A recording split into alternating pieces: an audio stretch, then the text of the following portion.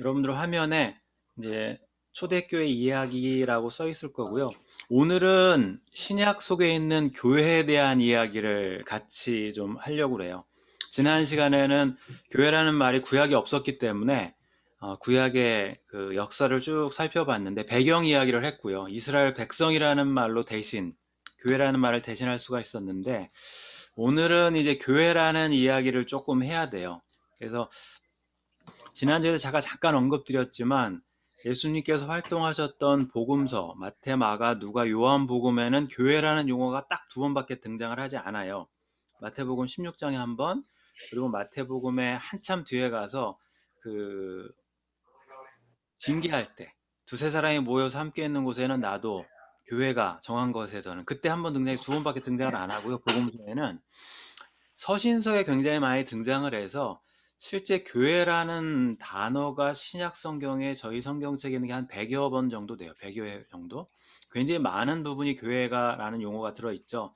말씀드린 것처럼 성경책에 등장하는 복음서에 예수님께서 말씀하신 그 교회의 의미로 말씀하신 것은 마태복음 16장 18절이에요.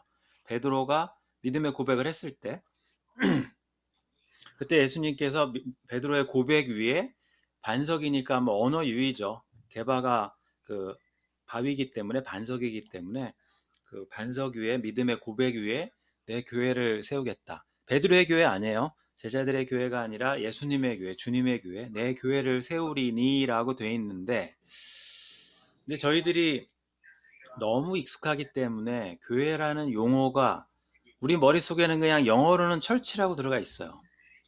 근데 이게 성경책의 마태복음의 16장에 쓰여져 있는 단어는 철치는 영어이기 때문에 이건 게르만족 언어에서 온 거거든요. 원래 성경책 용어가 아니에요. 요즘 다른 데서 제가 성경 역사 같이 강의하고 있는데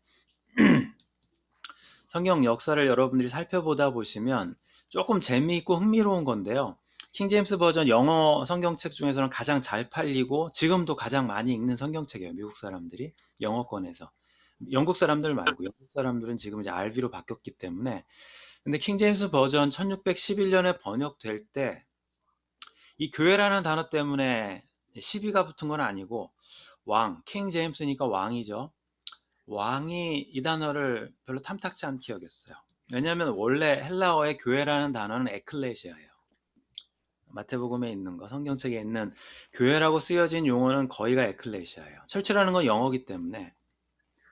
근데 에클레시아라는 단어를 성경 번역한 사람들이 번역할 때 윌리엄 텐데일이나 아니면 인문학자인 에라스무스나 아니면 종교개혁 시대에 영국에서 제네바로 도망가서 거기서 성경책을 제네바 성경이라는 거를 번역한 사람들이 있거든요. 메리 여왕 시대 때. 그때 사람들도 이 단어를 어떻게 번역해야 되나 고민하다가 고민을 했어요. 그래서 그 사람들은 회중이라는 단어로 번역을 했어요. 컨그리게이션이라는 단어로. 영어로 번역할 때 에클레시아란 말. 저거는 벌게이트 라틴어 성경에도 에클레시아로 돼 있어요. 똑같아요. 라틴어도. 근데 의미는 에크가 아우로브예요. 그 다음에 클레오가 부르다예요. 그러니까 불러서 밖으로 빼낸 사람들이에요. 언어적으로. 그러니까 불러 모은 사람들의 모임이거든요. 그래서 그거를 이제 성경책에서 에라스무스나 윌리엄 텐데일이나 제네바 성경은 컨그리게이션으로 번역을 했어요. 사람들의 모임이기 때문에. 근데 킹 제임스는 오늘 밥하지 말고 그거 조금 데워서 먹을까요? 이거? 누구 한 분 마이크 좀 오프 시켜 주시겠어요? 볶음밥. 말고. 네, 마이크가 계속 소리가 다 들어와서 저희들한테 소리가 들리는데. 그래서 마이크를 저희들한테 목사님 호스트가 마이크를 다 막을 수 있지 않나요?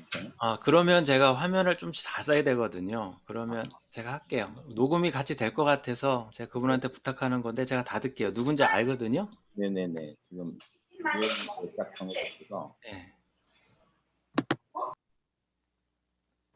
죄송하지만 그럼 마이크를 닫고 하겠습니다. 어쩔 수 없죠. 소리가 계속 들어오니까. 그래서 회중이라고 저희들이 부르는 단어를 킹은 사람들의 모임, 민주주의 같잖아요. 싫은 거예요, 저 단어가. 그래서 단어를 철치라는 단어를 고집했어요. 킹제임스를 번역할 때는 에클레시아는 무조건 철치로 써라. 철치라는 단어는 이건 게르만어라고 제가 아까 말씀드렸죠. 원래는 성경책에 2번 정도 등장하는 단어에서 온 건데 의미상으로 이제 고린도전서 11장에 20절에 있고 요한계시록에 있는데 주님의라고 할 때 헬라어로는 큐리예요. 근데 이제 이게 주님 의로 해서 소유격이 되면 큐리아케, 만약 큐리오스 이렇게 바뀌는 건데요. 그게 이제 게르만어에 들어가서 이제 이게 키르카, 커크. 이게 이제 영어로 되면 이제 커크가 되거든요. 뜻은 주님의 소유라는 뜻이에요. 여러분들이 너무나 잘 아는, 좋아하는 코스코의 커클랜드, 주님의 땅. 커크라는 게 이제 거기서 온, 영어에서 온 거기 때문에 커크라는 거는 주님의라는 소유격이에요. 거기서 영어가 돼서 철치가 됐거든요. 그러니까 헬라어에서 게르만어 갔다가 영어로 간 게 컬크라는 걸 번역한 게 철치예요. 그러니까 킹 제임스가 볼 때는 저 말이 좋은 거예요. 저 나중에 다음 주에 이제 콘스탄틴 이야기할 때 제가 다시 한번 말씀드릴 텐데 저 안에는 의미상으로 자기의 왕의 소유, 주님의 소유 뭐 그런 게 들어가 있거든요.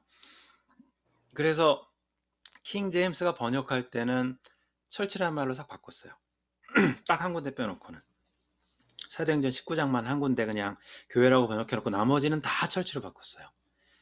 의도가 있는 거죠. 킹 제임스의 의도는 민주주의는 싫고 왕정, 뭐 왕권 신수설 이야기하는 사람이었으니까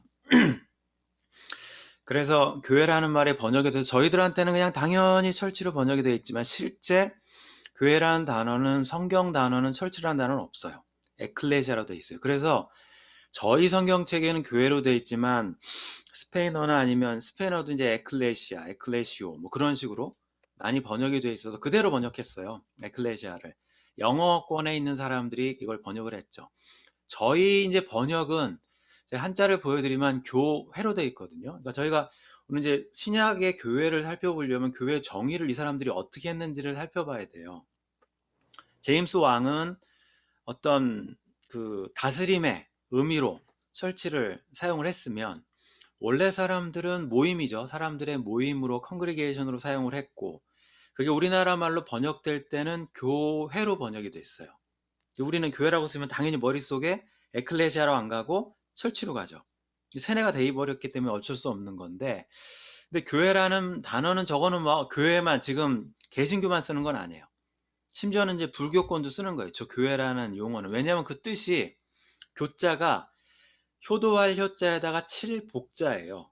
그러니까 교육한다고 할 때 이거는 효도는 때려서라도 가르쳐야 된다. 종아리를 쳐서라도.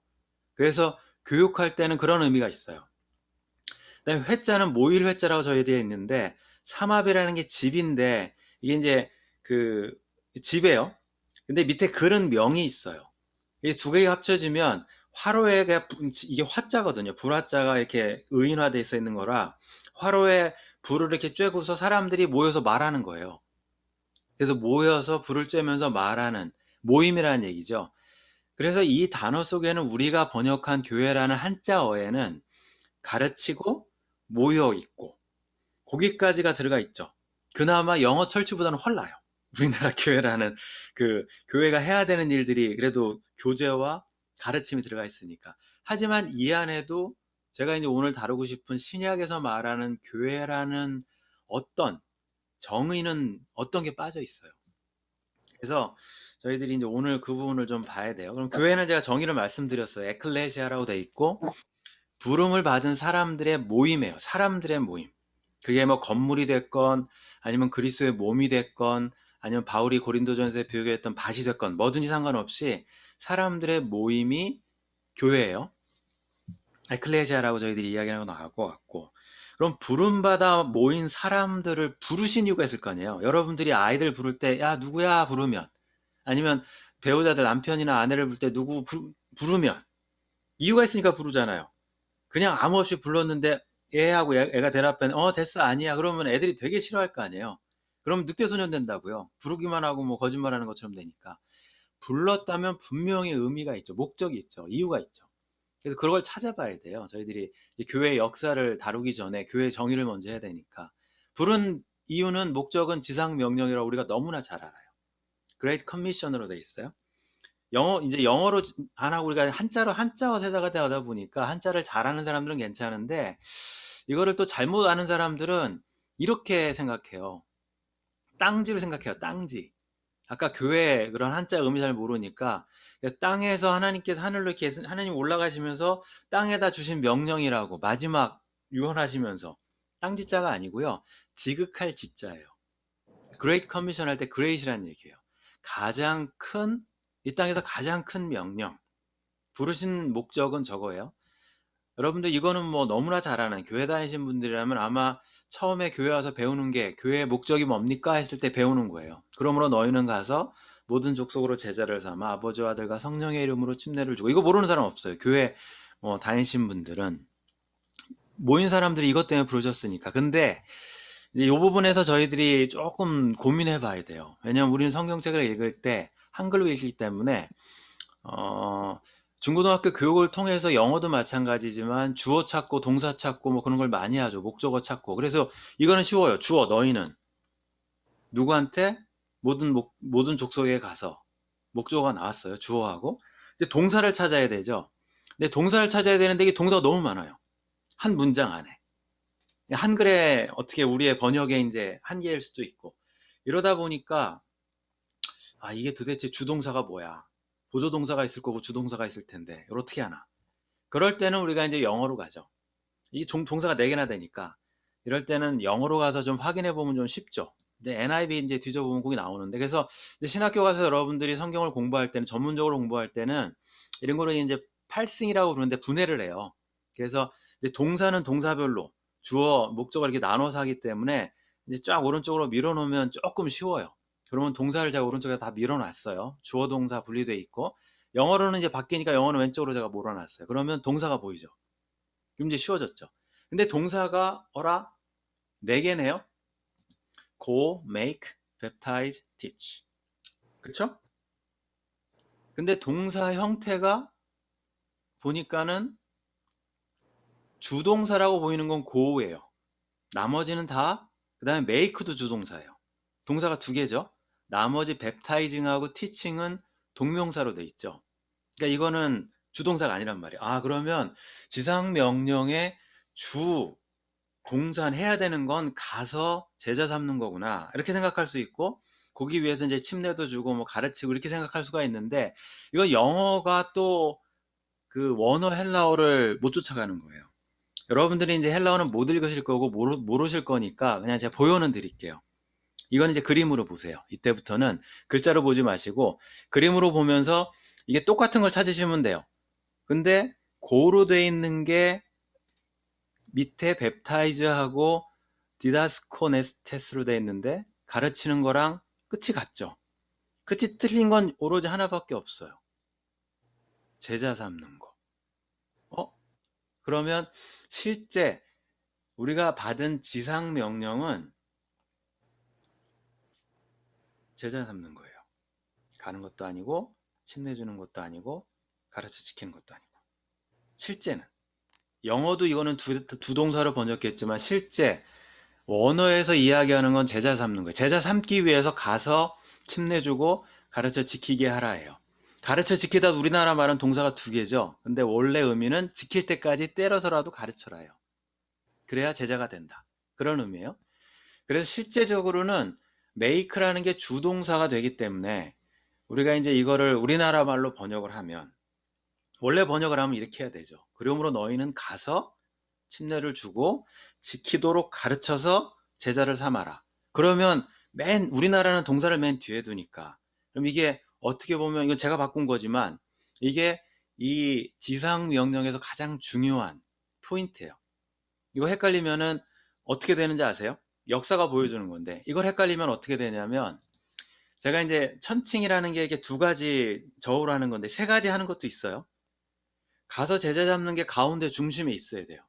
이게 중심에 두고 해야 되는데, 역사상으로 보면 어떤 때는 침례 주는 거, 다르게 말씀드리면 교인 만드는 거, 그거에 집중했던 시대가 있어요. 이거는 뭐 중세 시대 가능성이 크고요. 그다음에 가는 거, 이제 막 선교의 문이 열려서 개신교 같은 경우에는 윌리엄 캐리부터 1700 우리가 이제 92년이라고 부르는데 윌리엄 캐리 때부터 시작해서 선교의 문이 열렸다고 해서 복음의 위대한 세기라고 부르는 20세기, 19세기 말부터 그때를 선교만 막 집중했던 시대가 있어요. 그러다 보니까 이 가르쳐서 지키게 하는 거가 거룩해지고 성화되고 그런 거는 뭐 가르친 적이 없죠. 그래서 기독교 역사가 보여주는 건 처음에 강조했던 거는 그 교인 명부 늘리는 거, 침례줘서 그거를 몇백 년 동안 강조했고, 그리고 가는 거를 강조했고, 가르치는 거를 요즘에는 막 무슨 제자 훈련에서 엄청 하죠. 하지만 실제 성경에서 말하는 메인 동사, 제자 삼는 게 뭔지에 대해서는 여전히 오리무중. 그게 이제 신학자들이 말하는 어떻게 보면 교회답지 못한 주 원인 중에 하나예요. 원래 성경책에서 말하는 교회에 부름받은 이유에 대해서 정확하게 파악을 못했을 때, 그래서 실제로 교회를 부를 때 제가 이제 저희 교회 식구들한테 교회를 이렇게 알려드릴 때 사용하는 도표인데, 그림이에요. 쉽게 교회는 제자 삼기 위해서 이제 침례주고 가르치고 그 다음에 가는 거다. 물론 이 다 준비돼서 가는 사람도 있지만 뭐 단기 선교 가서 하니까 가는 거 참여하는 사람도 있고 사역하는 거예요. 그래서 화살표로 그냥 쉽게 말씀드리죠. 들어오는 과정, 교인이 되는 거죠. 인이라고 돼 있어서 이거는 밥 먹는 원탁 테이블이고요. 그 다음에 가르쳐 지킬 때까지 가르치는 건 티칭이니까 이건 공부하라고 사각형이라고 해놨고요. 그 다음에 선교 나가고 구제하고 교회에서도 섬기고 지역 사회에서 섬기는 것은 아웃이라고 해서 제가 화살표를 이렇게 해놨어요. 쉽게 이해될 수 있거든요. 이게 모여졌을 때 어떻게 보면 온전한 교회라고 보여지죠. 아까 제가 한자로 교회라고 했을 때 빠진 게 모이는 건 있어요. 교제하는 건. 가르치는 거 있어요. 근데 가는 거 없어요. 선교하는 게 빠져 있죠. 그래서 오늘 여러분들하고 이제 신약교회를 우리가 살펴봐야 되는데, 신약교회를 살펴보면서 지난주에 이제 구약을 전체를 다 하느냐고 시간이 좀 많이 갔으니까 오늘은 이제 신약교회의 시작부터 이제 끝까지, 신약에 등장하는 교회는 요한계시록까지인데 주로 사도행전을 중심으로 교회들을 살펴보려고 그래요. 왜냐면 처음 1호 교회가 사도행전에 있고 또 2호 교회, 그 다음에 여러 교회들이 사도행전에 등장하기 때문에 사도행전에 등장하는 교회 빼고 나면 베드로서에 있는 교회들, 그 다음에 요한계시록에 있는 교회들 밖에 없어요. 그래서 그 교회도 뭐 사도행전에 살펴보는 교회랑 별반 다르지 않아요. 그래서 오늘은 저랑 주로 사도행전에 등장하는 교회들이 과연 제가 아까 말씀드린 제자 삼기 위해서 가고 그 다음에 교육하고 그 다음에 침례하고 이제 그런 일들을 균형 있게 잘 했는지 그 기준으로 살펴보시면 돼요. 다른 거 빼놓고.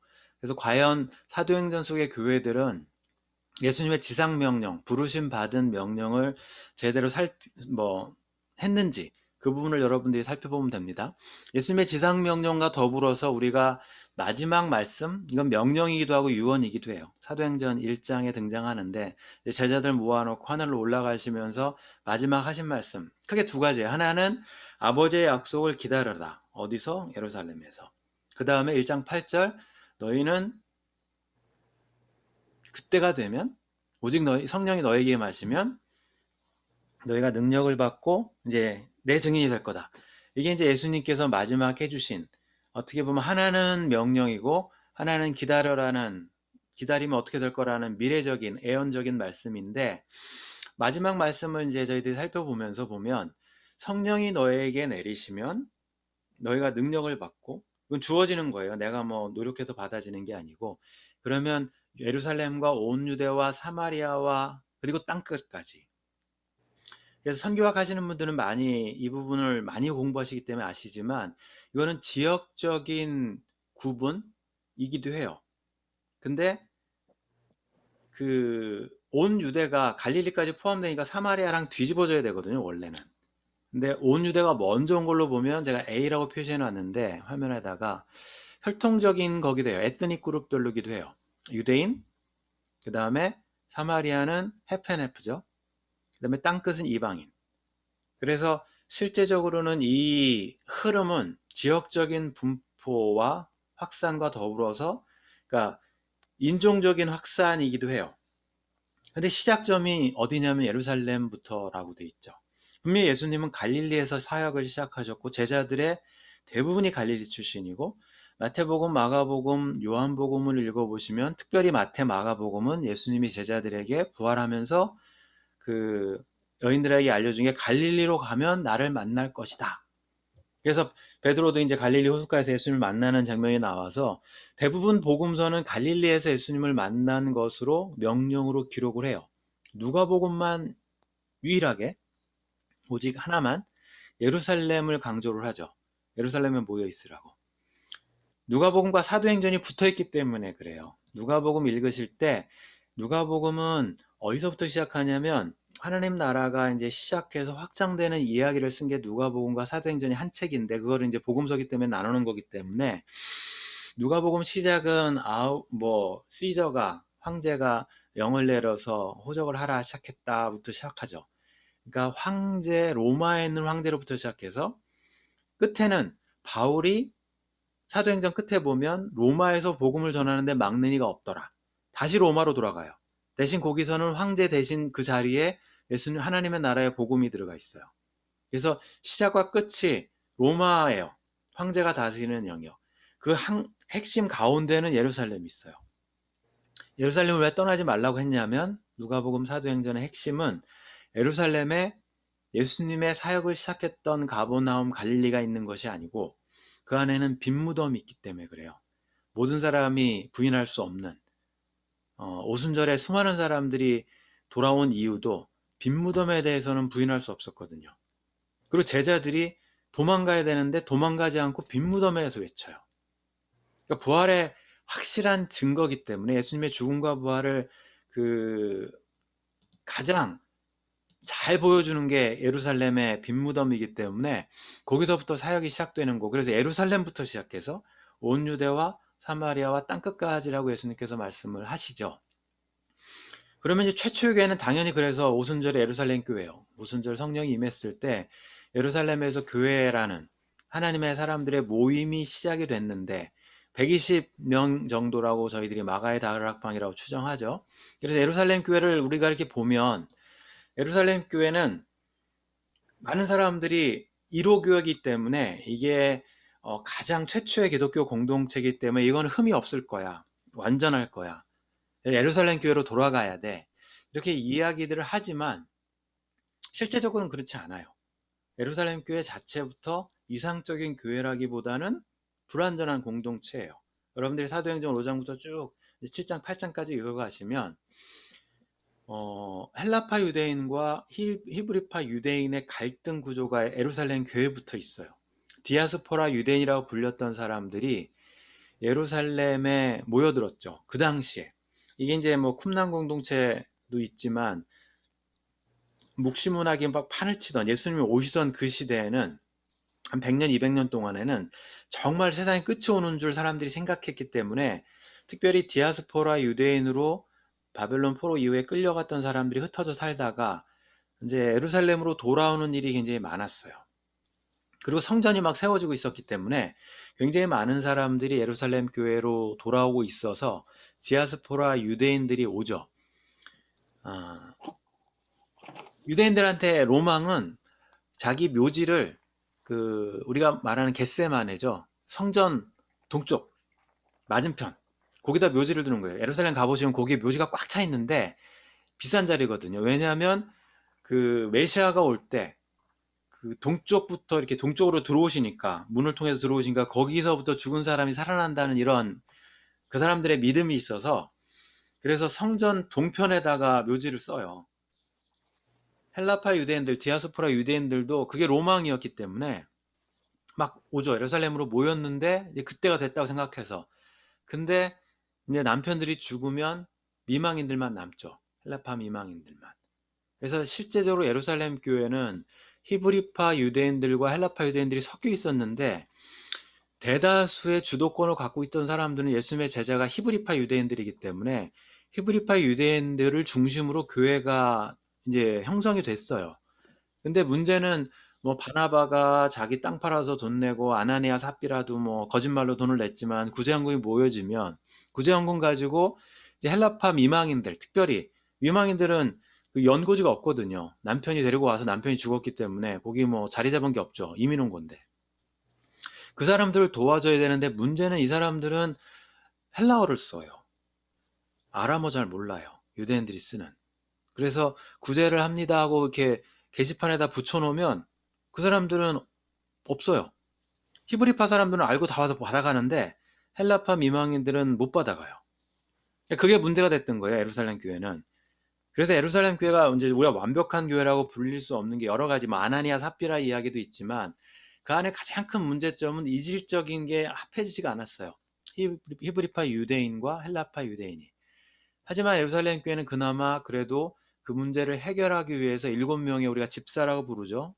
7명이라고 부르는데 나중에는 뭐 집사로 저희들이 부르지만 이제 엄밀하게는 이제 7명 더 세븐으로 돼 있어요. 근데 그 사람들을 뽑아서 그 문제를 해결하기 위해서 하는 걸 보면 헬라파 유대인들만 뽑아요. 빌립부터 뭐 스데반 해가지고 다 이름이 헬라 이름이에요. 디아스포라 유대인들이에요. 쉽게 말하면 1세 한국인이 아니라 2세들. 왜냐면 영어를 잘하니까. 그래야 헬라파 미망인들이 구제에 빠지지 않을 거니까. 그러니까 예루살렘 교회는 굉장히 어떻게 보면 그래도 성숙한 교회죠. 그 어떻게 보면 머저리티가 히브리파인데 히브리파 말고 헬라파 사람들을 위해서 구제에 대해서는 저 사람들이 다 관여하도록 하자. 12사도는 다 빠졌어요. 그 일에는. 그렇게 나가는 것들을 저희들이 볼 수가 있죠. 그런데 시간이 지나면서 요한과 베드로가 옥에 갇히기도 하고 그러면서 문제가 생긴 게 유대인들한테 핍박이 시작이 되는데 유대인들이 핍박의 타겟이 누구냐면 헬라파 크리스찬들이에요. 자기들끼리 같이 아람어 쓰는 뭐 야고보는 뭐라고 안 해요.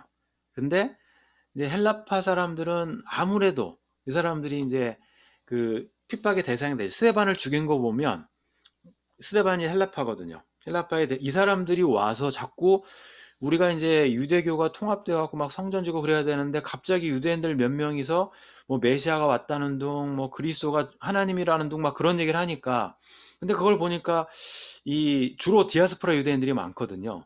그래서 그 사람들에 대해서 이제 스데반을 공격했는데 사람들이 반응이 너무 좋아요. 그것 때문에 이제 예루살렘 교회가 어쩔 수 없이 헬라파 유대인들이 전체적으로 추방되는 이야기가 예루살렘 교회 이야기예요. 그래서 예루살렘 교회는 우리가 보면 이 교회 아까 제가 기둥을 잘 했나 보자고 했을 때 교회 입교하는 과정 헬라파든 히브리파든 유대인들 중심으로 그 다음에 막 가르치고 제자들이 내가 기도하고 뭐 말씀 전하는 것 외에는 구제 같은 거는 다른 사람한테 맡기고 그런 거 보면 가르치는 거에 하나님 말씀 전하는 거에 예수님 말씀을 나누는 거에 굉장히 중요하게 생각해서 가르쳤어요. 예수님의 제자들이. 한 가지 빠진 게 뭐냐면 예루살렘 교회는 나가는 건 안 했어요. 우리가 선교라고 부르는 부분은. 근데 선교는 자의적으로는 못했지만 타의적으로는 됐어요. 핍박 때문에. 그리고 예루살렘 교회 자체가 그 공동체 안에 서로 분열돼 있었고 또 아나니아와 삽비라 같은 사람도 있었고 완벽한 공동체는 아니지만 그래도 조금은 성숙한 공동체라고 저희들이 뭐 이야기할 수 있는 공동체. 선교에 대해서는 점수를 줄 수 없는 대신 어거저 쫓겨난 거지 자의적으로 막 나가서 선교하고 그런 건 없어요. 구성원 전체는 유대인들이에요. 물론 히브리파, 헬라파 나눠져 있지만 모두가 유대인들 중심으로 1호 교회가 생겼다고 저희들이 보여지고요. 그 다음에 이 사람들이 이제 나가서 벌이는 이야기가 사도행전이에요. 사도행전을 읽으실 때는 이게 두 개가 이렇게 오버랩 돼 있어요. 유대인 중심으로 이야기가 베드로 이야기가 쫙 진행이 되다가 이제 8장 지나가면서 스데반 이야기와 함께 9장에 뜬금없이 그 사울, 다메섹 도상의 사울 이야기가 나오고 그리고 베드로 이야기가 막 섞이다가 어느 순간부터 베드로는 사라지고 그 다음에 이제 바울 이야기만 나와요. 그래서 중간에 겹치는 부분이 사마리아와 가이사랴, 그러니까 이방인 선교를 준비하는 과정에 들어가 있고 그게 끝나면 12장부터는 완전히 이방인 이야기만 해요. 그래서 이게 문학적으로도 굉장히 아주 잘 짜여져 있는 사도행전이기 때문에 처음에 유대인 중심으로 예루살렘 중심으로 예루살렘 교회가 진행이 됐으면 이제는 이방인들과 또 사마리아인은 유대인들과 같이 뭐 사마리아 오경도 있고 뭐 성전도 있고 막 그랬으니까 그런 사람들에게는 여러분들이 아는 것처럼 빌립을 통해서 복음이 전파가 됐고, 나중에 베드로와 요한이 가서 제2의 오순절이라고 부를 수 있는 사마리아의 오순절 같은 일이 벌어지죠. 이렇게 기도했을 때 성령이 임했기 때문에. 그리고 나서 벌어지는 사건은 우리가 아는 것처럼 가이사랴에서 고넬료라는 사람이 베드로를 부르는 장면이 나와요. 그래서 베드로를 부를 때 그 베드로가 예루살렘에서 이제 좀씩 루따로 갔다가, 그러니까 신방 간 거라고 생각하면 돼요. 헬라파 그리스도인들이, 유대인들이 이제 예루살렘에서 도망 나가서 이 해안가로 가 있으니까 루따를 갔다가 요빠에 갔다가 그러면서 신방 가는 거예요. 헬라파 그리스도인들, 뭐 유대인들도 마찬가지고. 근데 그 사람들 신방 갔다가 머무른 지역은 요빠라는 곳이에요. 근데 거기 무두장이 시몬이에요. 집 이름이. 무두장이는 가죽 만드는 사람, 피역 세공업자. 다른 말로 하면 그 집에는 항상 동물이 죽어서 피가 막 철철 흐르고 막 그런 곳이에요. 유대인들이라면 가지 않는 곳이죠. 피를, 이 동물 만지는 거, 피 만지는 걸 아주 막 끔찍하게 생각하는 유대인들이 가지 않는 곳인데, 베드로는 왠지 거기에 가 있어요. 유대인들이 거기는 안 들어오겠지. 경찰이 오더라도 유대인 베드로가 피가 이렇게 막 더러운, 뭐 피역, 우리 옛날에 가파치라고 불렀잖아요, 한국도. 그러니까 그런 사람들, 그런 집에는 안 있을 거야, 베드로가. 그러니까 거기는 어떻게 보면 태풍의 눈처럼 유대인들 눈 피하기 좋은 곳이죠. 그래서 거기서 이제 그 무두장이 집에서 머무르고 있었을 때, 거기서 가이사랴에서 고넬료가 불러서 복음이 이제 전파되는 과정이에요. 그러니까 베드로에게 하나님께서 문을 열어주시는 방법은, 요바에서 무두장이 집에서 이제 이거 막 거기서 돼지고기 나오고 막 그러잖아요, 하늘에서. 그런 거 먹지 말라는 게 오니까 막 베드로가, 하나님이 나를 시험하시나? 나 이런 거 못 먹습니다. 안 먹습니다. 또 먹으라고 그러니까 이유를 몰랐다가 그제서야 알게 되고, 이제 가이사랴에 가서 가이사랴에서 고넬료는 이방인이에요. 하지만 엄밀하게 우리가 그 사람들을 부를 때는 하나님을 두려워하는 사람이라는, 이거는 명사로 돼 있어요. 이방인이지만 아직 유대교에 입교는 하지 않았지만 유대교에 굉장히 관심을 갖고 있고, 한편으로는 기독교에 대해서 관심이 많은 사람들, 유대인일지언정. 그 사람들이 이제 우리가 갓 피어러라고 부르는데, 고넬료는 그런 사람이었어요. 백부장이었지만, 로마의 장교였지만, 요바에서 이제 베드로를 만나서 이렇게 그 교회가 확장되는 부분인데, 실제적으로 그 사마리아에도 베드로가 가고 가이사랴에도 베드로가 가는 이유는, 베드로가 안 가도 돼요. 뭐 교회만 생겨지면 되니까. 근데 교회가 생겼다는 것보다는 모임들이, 사람들이 모이는데 베드로가 굳이 가게 만든 이유는, 그리고 베드로가 갔을 때, 기도했을 때 성령이 임하고, 고넬료가 그 집사람들이 모여서 기도할 때 성령이 임했어요. 그러니까 제2의 오순절, 제3의 오순절이 벌어지는 걸 보면서 성령이 하시는 일이 하나의 성령으로 묶어가는 과정이에요. 유대인이건 뭐 해프앤해프건 사마리아인이건 아니면 이방인이건 성령 안에서는 모두가 하나 되는데, 그거를 누구를 중심으로 이야기를 하냐면 베드로를 중심으로. 그래야 어떻게 보면 공인이 된다고 그럴까? 베드로가 가서도 자기가 무시 못해요. 이방인에게도 오순절에 우리에게 임했던 성령이 곧바로 임하는 걸 보면서, 이거는 유대인으로 개종하지 않고서도 곧바로 이방인들도 기독교인이 될 수가 있구나. 그런 힌트를 베드로가 얻는 거죠. 아직까지 이방인들이 기독교 되는 방법에 대해서 모르니까. 그래서 이 베드로를 중심으로 교회가 이렇게 퍼져가는 게, 예루살렘 교회를 시작해서 초대교회들이, 근데 아직 교회라고 명칭이 안 돼 있기 때문에 아직까지 제가 2호 교회라는 명칭은 부르지 않고, 2호 교회, 예루살렘 교회처럼 2호 교회가 생겨지는 거는 안디옥이에요. 고대 도시 중에서 로마가 가장 큰 도시였고, 그 다음에 이제 알렉산드리아가 그 다음 큰 도시였었어요. 거기에는 도서관이라고 저희들이 부르는 게 있는데, 뮤즈라고 불러서, 거기 뭐 도서 책이 뭐 5,000권, 많게는 2만 권이 있다고 그랬고, 거기 100만 명 넘게 살았거든요. 유대인들도 굉장히 많이 살았고, 철학자들도 많았고. 그래서 그 다음에 이제 로마가, 아프리카 지역은 알렉산드리아로 됐고, 그 다음에 그리스하고 로마 지역은 로마가 통치하면 되고, 근데 소아시아 지역에는 뭔가 주요 도시가 있어야 될 것 같아서 만들어둔 도시가 안디옥이에요. 안디옥가 세 번째도 큰 도시예요. 거기에는 뭐 이방인들과 유대인들도 많이 모여 살고, 그러니까 저 로마, 안디옥, 알렉산드리아는 유대인들이 굉장히 많은 도시예요, 실제적으로는. 그러면 예루살렘에서 사람들이 박해 때문에 흩어졌을 때 어디로 갔느냐? 알렉산드리아에 굉장히 많이 갔어요. 로마로도 갔고, 그 다음에 안디옥으로도 많이 갔어요. 안디옥으로 모여있으면 거기는 유대인 커뮤니티가 이미 있기 때문에 이제 자기가 헬라파 유대인이지만 그쪽 가면 또 헬라말 쓰는 유대인들이 있으니까 같이 사업할 수 있고, 안디옥으로 굉장히 많이 들어갔죠. 근데 안디옥에 들어갔는데 처음에는 예루살렘 교회처럼 1호 교회처럼 유대인들에게만 메시아가 예수님이다, 그 얘기를 전했어요. 유대인들은 다 아니까 메시아를.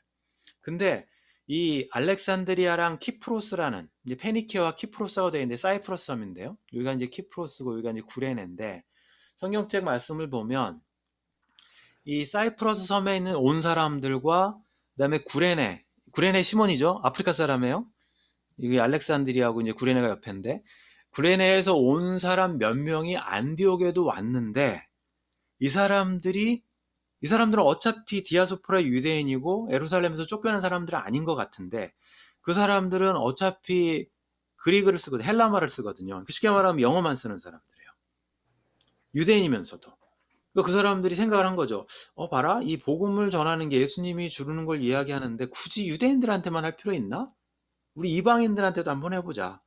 들리는 소문에 의하면 고넬료라는 사람이 가이사랴에서 이방인인데 곧바로 뭐 성령을 받았다는데, 우리도 이방인들한테 한번 시험을 해보자, 이렇게 되는 거죠. 쉽게 말하면. 그래서 안디옥에서 사람들이 그리스 사람, 헬라 사람, 이방인한테 곧바로 복음을 전해봤어요. 근데 이게 먹혔어요.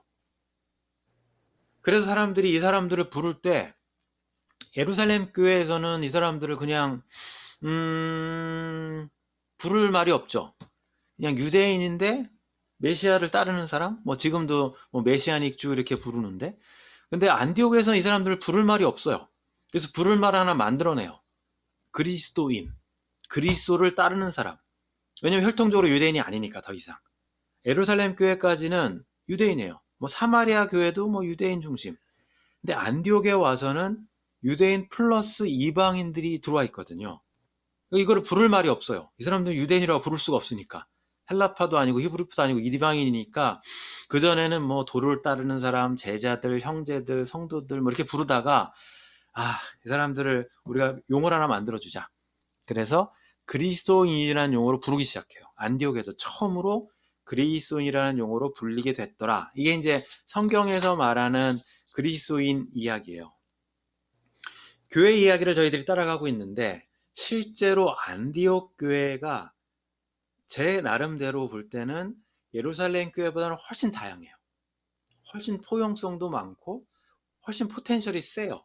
왜냐하면 유대인 중심이 아니라 유대인과 이방인이 섞여져 있으니까. F.F. 브러스라고 굉장히 유명한 신학자가 있는데, 신약학자거든요. 그분이 안디옥 교회를 이렇게 평가하면서 이렇게 썼어요.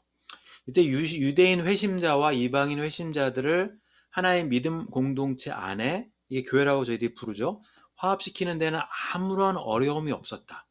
이방인과 유대인이 만났는데 예수 안에서의 새로운 길은 가장 다양한 배경의 신자들도 충분히 함께 수용할 정도로 넓었다.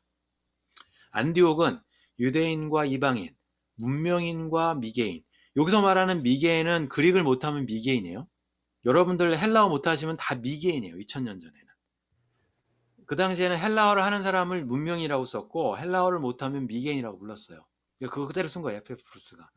헬라말을 쓰는 사람이든 헬라말을 안 쓰는 사람이든 서로 어깨를 부비고, 지중해 문명이 시리아의 사막을 만나는 교차로였던 국제적인 도시였다. 유대 지방에서는 너무나 커 보였던 인종적, 종교적 격차. 거기서는 심지어 유대인들끼리도 헬라파와 히브리파가 서로 분열됐는데, 안디옥 교회는 유대인이건 이방인이건 아무 문제 없이 서로 하나가 됐어요. 종교적인 격차도 이곳에서만큼은 아무도 중요하게 느끼지 않았다. 안디옥 교회를 평가하는 모습이에요. 예루살렘 교회와 안디옥 교회의 차이점이죠. 제가 이제 표로 보여드리면, 간단하게 봤을 때 예루살렘 교회와 안디옥 교회, 뭐 설립 시기는 오순절이고 안디옥 교회는 스데반이 순교했을 즈음, 개척 멤버는 예루살렘 교회는 사도도 있죠. 근데 안디옥 교회는 누군지 몰라. 이름이 안 나오니까. 무명의 성도들로 돼 있어요. 핍박받아 온 사람들. 지도자는 예루살렘 교회는 야고보와 베드로, 히브리파 유대인들 중심. 안디옥 교회는 바나바, 헬라파 유대인 중심으로 지도자가 세워졌어요. 나중에 바울도 초빙해서 왔고 교육 목사로. 활동 지역은 유대 땅 예루살렘 중심이었지만 안디옥 교회는 소아시아 중심으로 올라갔고 성도 구성. 성도 구성이 이방인들이 들어가 버린 게 안디옥 교회예요. 사역은 모임, 가르침, 구제 다 있어요. 가르침, 바나바가 가르치다가 바울을 데리고 와서 바울이 그 자기 고향 다소 가서 12년, 13년 있었는데 데리고 와서 또 가르치는 걸로 보면 가르침도 뛰어났던 것 같고 구제도 잘했던 것 같고 모임도 좋았던 것 같고 플러스 선교. 안디옥 교회 선교에 대해서 그 다음 페이지부터 저희 살펴볼 텐데 문제점이 없느냐 그건 아니에요. 안디옥 교회에서도 율법 이해에 대한 부족이 있어서 베드로가 왔다가 유대인들하고 밥 먹다가 이방인들하고 밥 먹다가 유대인들이 예루살렘에서 오니까 아차 싶어서 유대인들한테 넘어가서 자기들끼리 밥 먹어요. 그 모습 보고서 바나바도 그래야 되나 보다 하고 바나바도 유대인들끼리 밥 먹어요. 그러니까 그것 때문에 이제 갈라디아서가 나오는 거니까 율법에 대한 율법 이해에 대한 부족이죠. 이신칭이라고 이제 갈라디아에서 이야기하는데 유대인들은 여전히 어떤 사람들은 이방인들이 유대교에 들어온 다음에 기독교인이 된다고 생각하는 사람도 있었고 유대교까지는 들어오지 않더라도 적어도 할례는 받고 적어도 율법은 지켜야 된다. 기독교인이면 이방인일지라도 하나님의 법에 대한 이해 부족이 여전히 있었어요. 안디옥 교회. 이게 나중에 이제 뭐 다 퍼졌기 때문에 안디옥 교회도 완벽한 교회는 아니에요. 선교는 했지만 율법에 대한 그 여전히 구원에 대한 이해가 아직은 좀 부족한 상태. 이런 모습. 그래도 그나마 예루살렘 교회보다는 플러스 알파가 있었던 교회라고 저희들이 이야기를 하죠. 선교라고 제가 이야기했기 때문에 그래서 예루살렘 교회가 안디옥 교회를 거쳐서 이제 안디옥 교회가 잘한 것 중에 하나가 특징은 선교예요. 여러분들 아시는 것처럼 사도행전 13장 보면 안디옥 교회는 막 사람들이 금식하고 기도할 때 성령이 바나바와 사울을 따로 세우라고 이야기해요. 자기들이 자원한 거 아니에요. 성령께서 바나바와 사울을 따로 세워서 내가 시킨 일을 해야 된다. 그래서 금식하면서 기도하면서 어떻게 보면 바나바하고 바울까지 거기 한 5명에서 7명 지도자가 나오는데 바나바가 첫 번째 언급되고 바울이 맨 끝에 언급되거든요. 그래서 아마 제일 첫째 지도자하고 제일 마지막 지도자를 데리고 가라 그랬던 것 같아요. 그러니까 선교사 파송할 때 안디옥 교회는 담임 목사하고 그다음에 제일 신참 목사하고 교육 목사라고 바울이 불릴 수 있는데 둘을 데려다가 파송을 하죠. 그래서 여러분들이 아는 것처럼 바울과 바나바의 이제 선교라는 것이 시작이 돼요. 안디옥 교회가 했던 선교. 1차 선교가 시작이 됩니다. 그래서 안디옥에서 시작해서 여기서 시작해서 실로안을 거쳐서 이렇게 배를 타고 구브로를 가요. 사이프러스, 아까 키프러스라고 되어 있는데 여기는 바나바의 고향이에요. 여기 땅 팔아서 헌금했죠. 바나바의 고향이니까 저희 가면 뭐 선교비도 좀 두둑히 친척들한테 좀 받을 수도 있고 바나바가 땅 팔 정도면 꽤. 그리고 바나바가 땅 팔았으니까 선교한다는데 돈 없을 거야. 가족들이 찔러줄 수도 있으니까. 아마 그래서 그런지는 모르지만 바나바가 자기 고향 갔다가 이제 마가를 데리고 가요. 아시는 것처럼. 마가 동행했죠. 마가는 뭐 여기서 뭐 할아버지 할머니들한테 뭐 엄청 용돈 받았을 거예요. 자기 엄마가 바나바의 이제 여동생으로 저희들이 추정한다면 삼촌 따라갔는데 뭐 거기서 뭐 어린 그때가 10대 말로 추정을 하는데 저희들이 그럼 엄청나게 이제 막 뭐 이렇게 의기양양해 갖고 이제 삼촌 따라서 구경 떠났는데 이제 여기서 떠나서 여기 이제 그 아탈리아에서 내려서 안디옥으로 올라가는 길이 있거든요. 여기가 버가모에 거쳐서 여기가 산길이에요. 산적이 많이 출몰하는 지역이에요. 그래서 아시는 것처럼 마가가 여기서 도망가요. 왜냐하면 따라와 봤더니 이 고향에 있을 때는 괜찮은데 배 타고 고생해서 왔더니 그 다음부터는 이제 위험한 길이고 뭐 모기도 많고 산적도 많고 그런 데라고 그러니까 삼촌 저 그냥 집에 갈래요. 그래서 도망가 버려요. 그것 때문에 나중에 이제 바울과 바나바가 갈라진 이유가 되기도 하는데 여러분들이 성경책을 이렇게 읽다 보면 바울이 말라리아에 걸렸다는 아마 지역이 여기서 안디옥으로 올라갈 때 같아요.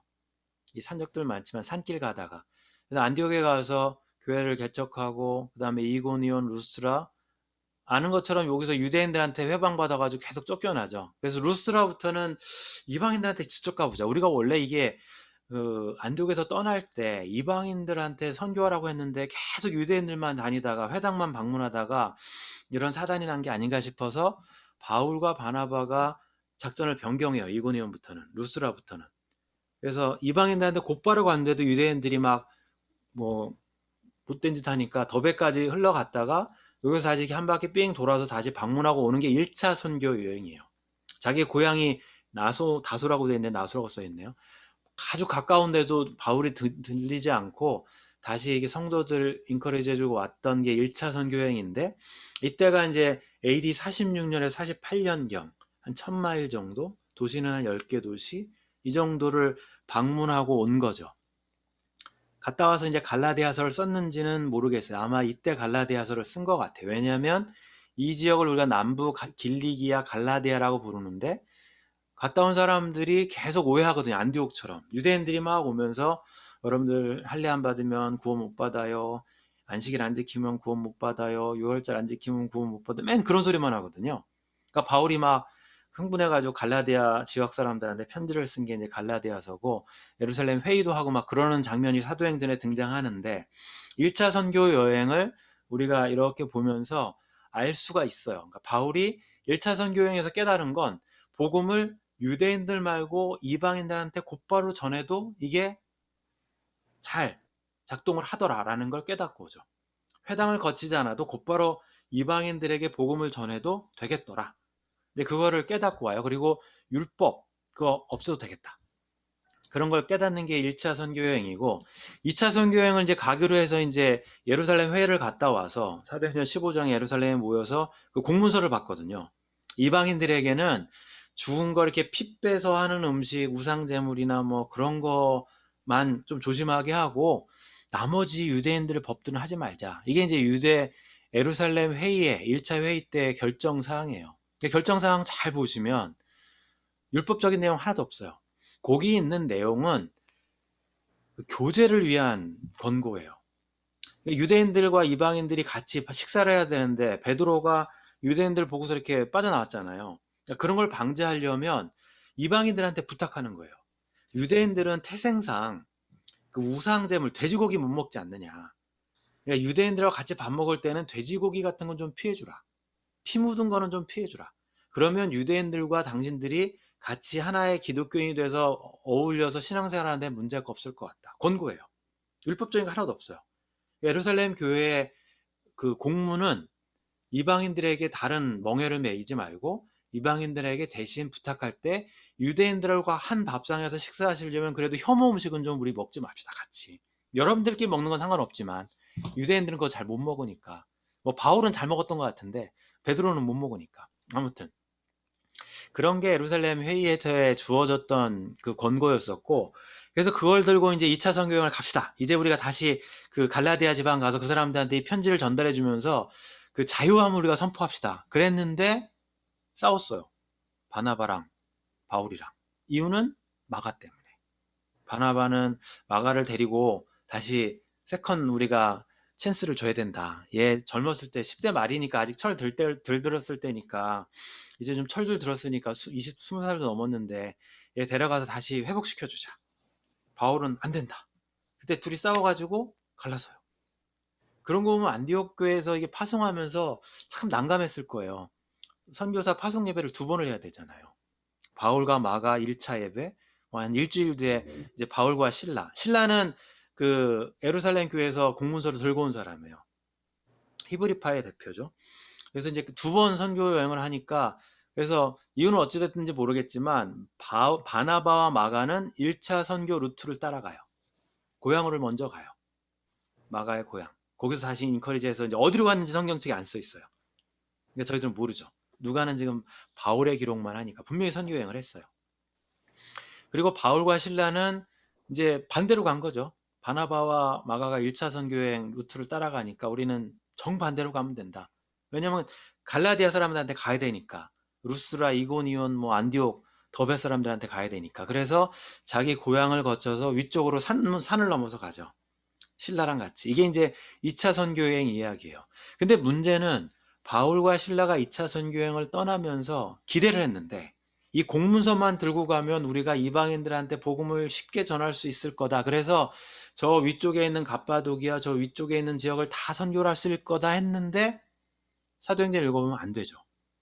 밀려 어디까지 가냐면 여기는 표시가 안 됐지만 여기 두리아라는 데까지 가요. 그러니까 밀려 이쪽으로 가려고 그러는데 안 되고 밀려서 이 바다 끝까지 가요. 이제 밀면은 바다가 똑 떨어져요. 거기서 바울이 경험한 게 뭐냐면 이 환상을 경험하죠. 환상에 나타난 사람은 머릿속에 이제 금발이에요.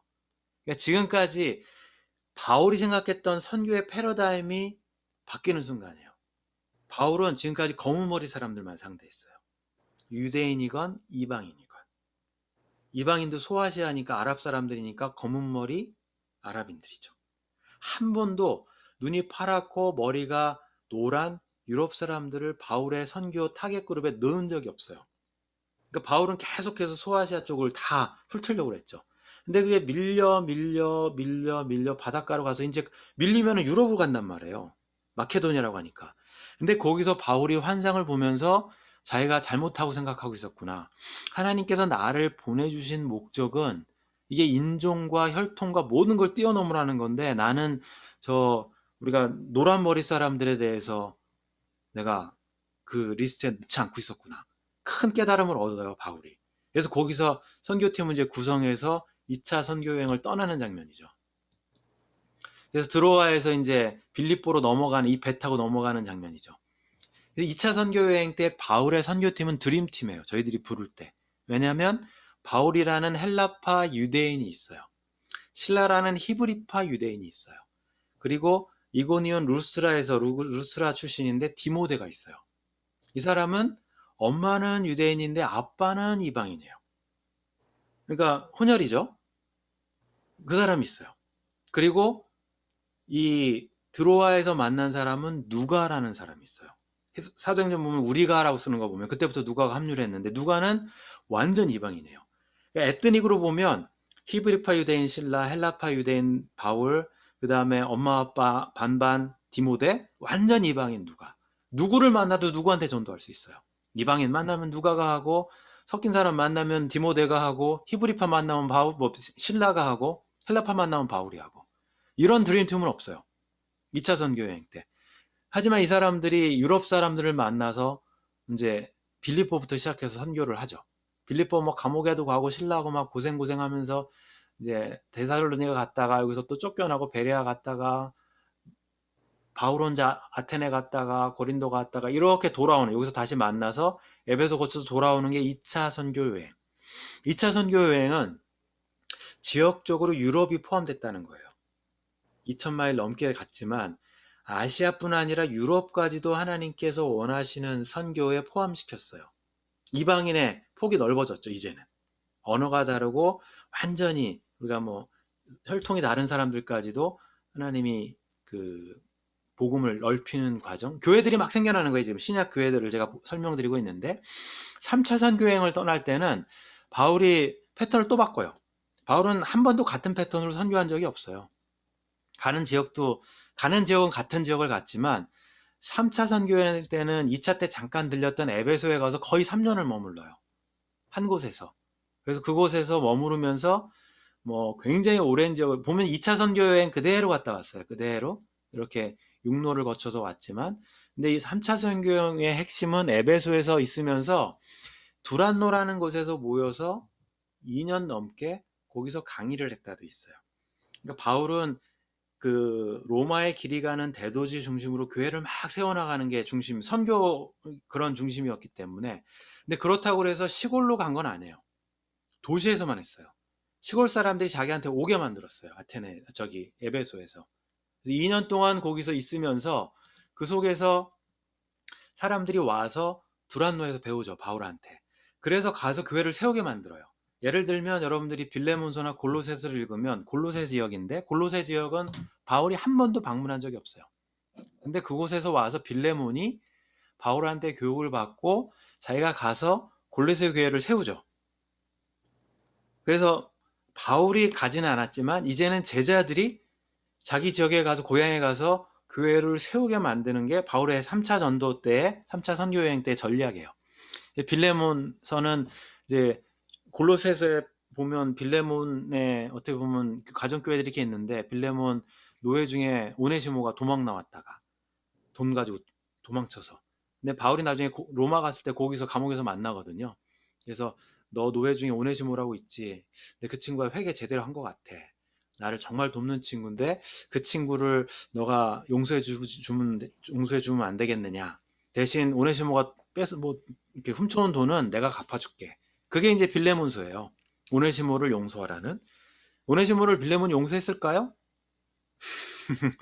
역사에서 말해주는 이야기는 에베소서의 감독의 이름에 중요한 감독은 요한이에요. 사도 요한. 근데 사도 요한 전전 감독으로 오네시모라는 사람이 들어가 있어요. 노예였는데도 불구하고 에베소에서는 오네시모가 담임 목사였던 거예요. 그 얘기를 보면 빌레몬이 오네시모를 용서해 준 것 같죠. 그러니까 초대교회의 이 다이나믹이 얼마나 대단한가가 보여져요. 자기 노예를 이제 용서해서 여기서 에베소에서는 감독까지 세워주니까. 초대교회 모습들이에요. 초대교회 3차 선교여행까지 마치고 이제 사도행전 이야기가 이렇게 진행되기 때문에 아까 지도에 보여줬던 모든 교회들이 문제가 없었느냐? 있죠. 바울이 편지 쓴 거 보면 다 문제가 있어요. 바울서신 13개는 문제가 없으면 쓰여지지 않은 편지예요. 13개 이상의 문제가 있었기 때문에 쓰여진 편지니까. 그리고 바울이 3차 선교여행을 마치고 예루살렘에 갔다가 거기서 이제 아시는 것처럼 배 타고 빙빙빙빙빙빙 돌다가 이제 여기서 가이사 앞에 서야 될 거다. 이 이야기를 듣고 바울이 이제 로마까지 가는 이야기죠. 그러니까 사도행전의 끝은 어떻게 끝나냐면 저희가 일자를 정하고 그가 우거하는 집에 많이 오니 바울이 아침부터 저녁까지 강론하여 하나님 나라를 증거했다. 그리고 담대히 하나님 나라를 전파하는데 누구도 금하는 사람이 없었다. 아까 제가 누가복음의 시작이 로마에서 시작해서 사도행전의 끝이 로마에서 끝난다고 돼 있어요. 사도행전은 분명히 바울이 네로에서 그 참수형 당한 다음에 쓰여진 책이에요. 근데 바울의 그 뒷이야기는 안 써요. 의도적으로. 제국의 핵심인 로마에까지 복음이 전달됐는데 그곳에서 바울이 복음을 막 전하는데 아무도 방해하지 않았다. 이게 그 사도행전의 끝이에요. 바울은 예루살렘에서 잡혀서 체포가 됐죠. 그러다가 이제 가이사랴에서 구금이 돼 있었고, 왜냐하면 자기 로마 시민권이라는 거, 로마 시민들은 아무나 재판할 수가 없어요. 황제가 재판할 수 있고 아무나 때릴 수도 없고 함부로 하면 안 되니까. 빌립보에서도 그랬고 예루살렘에서 바울이 2번 로마 시민권을 사용을 했는데, 근데 가이사랴에 잡아놨는데 그 베스도나 베닉스 같은 그 총독들이 빌라도 후임의 후임들인데 죄를 찾을 수가 없어요.